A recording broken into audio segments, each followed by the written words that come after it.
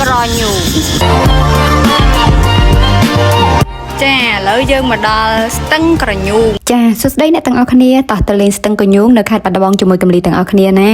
ចាស្ទឹងក្រញូងគឺជារមណីយដ្ឋានបែបទេសចរធម្មជាតិដែលស្ថិតនៅខេត្តបាត់ដំបងមានចម្ងាយប្រហែលជា80គីឡូម៉ែត្រពីទីរួមខេត្តហើយមានទីតាំងនៅភូមិតាសាញ់ឃុំតាសាញ់ស្រុកសំឡូកខេត្តបាត់ដំបងចាជាទីកន្លែងមួយបែបទេសភាពជើងភ្នំមានទឹកធ្លាក់ហើយក៏មានហាងកាហ្វេនៅទីនោះដែរអញ្ចឹងយើងអាចកំងកាហ្វេបែបសង់ទីម៉ង់សេតក៏បានសบายជាមួយនឹងមិត្តភ័ក្តិក៏បានដែរហើយក៏យើងអាចរៀបចំដូចជាការកំងអាហារឬក៏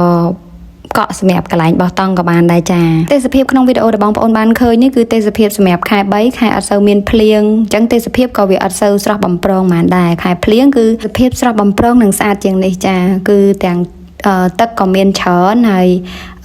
ព្រៃឈើក៏វាលាស់ស្លឹកអីជាងហ្នឹងចឹងដែរចាពួកខ្ញុំគឺមកដល់ស្ទឹងកញូងហ្នឹងគឺចំម៉ោងបាយថ្ងៃត្រង់តែម្ដងចឹងបន្ទាប់ពីយើងកំងអាហារក្នុងការរងចាំគឺ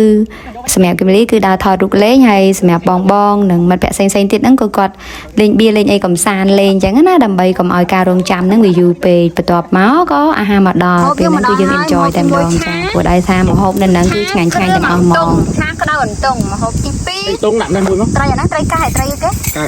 ត្រីកែដាក់នៅមួយបំពងម្ហូបទី3ប្រហុកជ្រុញឥឡូវចេះចាប់ហុកខ្លួនដាក់ចូលនោះហើយនៅសឡទឹកទៀតមាន់ដុតទៀតមាន់ដុតឲ្យសឡទឹកមាន់ចាញ់មកហើយមាន់ដុតមាន់អូជប់ថតមែនស្ងោជ្រក់នេះចានេះចាចាក់ចូលគ្នាទៅឲ្យចាហ្នឹងដឹងអាហ្នឹងសិតហ្នឹងមិញបេតាខ្ញុំបានចានេះគាត់បងថាស្ទៀវកំពង់ស្ពឺស្ទៀវកំពង់ស្ពឺនំស្រង់ទៀតយ៉ាងស្រង់ចានេះว่าស្រង់ណាស់ម៉េចចាមុនញ៉ាំបាយថតរូបញ៉ាំបាយហើយសល់ពេលថតរូបទៀតចាសម្រាប់គឹមលីគឺដើរលេងការដែលសប្បាយជាងគេហ្នឹងគឺបានថតរូបចាចូលចិត្តហ្មងអញ្ចឹងមិនបាច់ខ្វល់ទេ trip ណាក៏មិនដែលអត់វីដេអូ trip ណាក៏មិនដែលអត់រូបថតច្រើនដែរហើយនៅទីនេះក៏យើងអាចជិះរ៉តលេងកំសាន្តបានដែរហើយរ៉តហ្នឹងគឺយើងអត់មាន